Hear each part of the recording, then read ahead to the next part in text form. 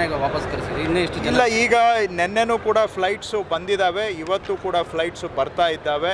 ನಾವು ಕೂಡ ಇನ್ನೂ ಯಾರ್ಯಾರು ಬಾಕಿ ಇದ್ದಾರೆ ಆ ಪಟ್ಟಿಯನ್ನು ನಾವು ಸೆಂಟ್ರಲ್ ಗೌರ್ಮೆಂಟಿಗೆ ಕಳಿಸ್ಕೊಟ್ಟು ಅವರು ಅಲ್ಲಿ ಲೋಕಲ್ ಎಂಬೆಸಿಗೆ, ನಮ್ಮ ಭಾರತದ ಎಂಬೆಸಿಗೆ ಕಳಿಸ್ಕೊಟ್ಟು ಅವ್ರಿಗೆ ಮತ್ತು ಏರ್ಲೈನ್ಸ್ಗೆ ಅಲ್ಲಿ ಕೋಆರ್ಡಿನೇಷನ್ ಮಾಡಲಿಕ್ಕೆ ರಿಕ್ವೆಸ್ಟ್ ಮಾಡಿದ್ದೇವೆ. ಸೊ ಯಾರ್ದು ನಮಗೆ ಫೋನ್ ಕಾಲ್ಸು ಬರ್ತಾ ಇದೆ ಅವು ಎಲ್ಲ ರಿಪೋರ್ಟ್ಸನ್ನು ನಾವು day to day central government ministry of external ಅಫೇರ್ಸ್ಗೆ ಕಳಿಸ್ಕೊಡ್ತಾ ಇದ್ದೇವೆ. ಅವರು ಅದನ್ನು ಲೋಕಲಲ್ಲಿ ಎಂಬೆಸಿಗೆ ಕಳಿಸ್ಕೊಟ್ಟು ಸ್ವಲ್ಪ ಲೋಕಲ್ ಕೋಆರ್ಡಿನೇಷನ್ ಮಾಡಲಿಕ್ಕೆ ಹೇಳ್ತಾ ಇದ್ದೇವೆ. ಕೆಲವರು ವಾಪಸ್ ಬಂದುಬಿಟ್ಟಿದ್ದಾರೆ, ಹಾಗಾಗಿ ನಮ್ಮ ಪಟ್ಟಿಯಲ್ಲಿರ್ತಕ್ಕಂಥವರು ಕರೆಕ್ಟಾಗಿ ಇವತ್ತು ನಾವು ಚೆಕ್ ಮಾಡ್ತಾ ಇದ್ದೇವೆ. ನಮ್ಮ ಪಟ್ಟಿಯಲ್ಲಿರೋರು ಎಷ್ಟು ಜನ ಬಂದಿದ್ದಾರೆ, ಇನ್ನೆಷ್ಟು ಜನ ಉಳಿದಿದ್ದಾರೆ ಅಂತ. ಅಲ್ಲೊಂದು ಇಲ್ಲೊಂದು ಫೋನ್ ಕಾಲ್ಸ್ ಬರ್ತಾ ಇದೆ ನಮಗೆ. ಕೇಸ್ ಬೈ ಕೇಸು ಇಂಡಿವಿಜುವಲ್ ಆಗಿ ಸ್ವಲ್ಪ ಅದನ್ನು ನಾವು ಮಾಹಿತಿ ಸೆಂಟ್ರಲ್ ಗೌರ್ಮೆಂಟ್ಗೆ ಕಳಿಸ್ತಾ ಇದ್ದೇವೆ.